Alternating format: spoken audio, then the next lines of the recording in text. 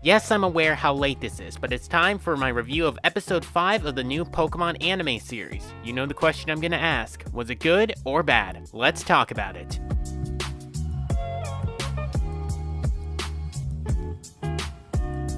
Hello everybody, it's me, DeWarioFreak, and welcome back to Pokéviews, the show where I sit down and talk about the Pokemon anime with you lovely people listening. Today we're talking about episode 5 of the new series, and I'm pretty excited to give you guys my thoughts. But before I do, I actually have something to address. Throughout these video reviews, I've been referring to the new series of the anime as, well, the new series of the anime.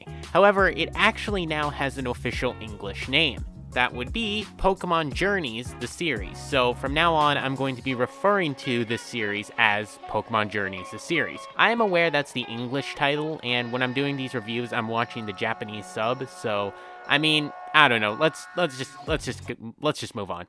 So the episode begins by continuing exactly where the previous episode left off. Scorbunny is trying to get Goh to make him his Pokemon. There were a few sequences where Scorbunny was trying to get his attention, but Goh just kept happening to miss him. I kind of felt like these scenes were a bit forced, so to say. It was obvious to me that the writers didn't want Ash or Goh to notice Scorbunny yet, so they needed a way to postpone it till later in the episode. But this choice of procrastination was a bit silly in my opinion. I mean, how did Ash and Goh not see him various times? Or why didn't Scorbunny just tap them on the leg or something? This wasn't really bad, but it felt rather cheap and cliche.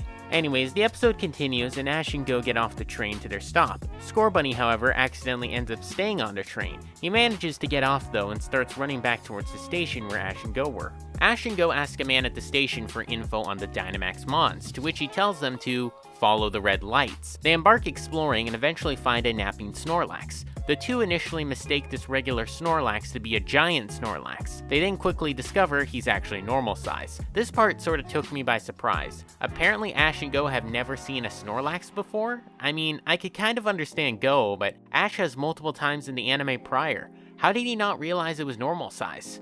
Regardless, Scorbunny finds them and eventually gets them to notice him. Ash and Goh realize it was the same Scorbunny as we saw in the last episode. Scorbunny then quickly indicates that he wants Goh to catch him. However, as we know, Goh wants Mew to be his first Pokemon, so he kindly refuses to Scorbunny. This makes Scorbunny sad. Suddenly, the Snorlax begins to Gigantamax, for no real apparent reason, and our heroes barely escape from being crushed. The giant Snorlax is now covering some nearby train tracks. Goh checks his phone and conveniently finds out that a train will be approaching in mere minutes, so the two boys and Scorbunny then proceed to try and either move the sleeping giant or get him to wake up. Ash and Goh narrowly achieve this through Scorbunny's help, and save the day preventing a large accident. Impressed by Scorbunny's actions and moved by his passion, Goh decides to break his promise to himself and instead chooses Scorbunny as his first partner Pokemon. I thought this was some nice development in terms of making a slight twist for the viewers. However, given such a strong statement by Goh, you'd imagine it to be given time to develop, perhaps even over the course of multiple episodes before it resolves.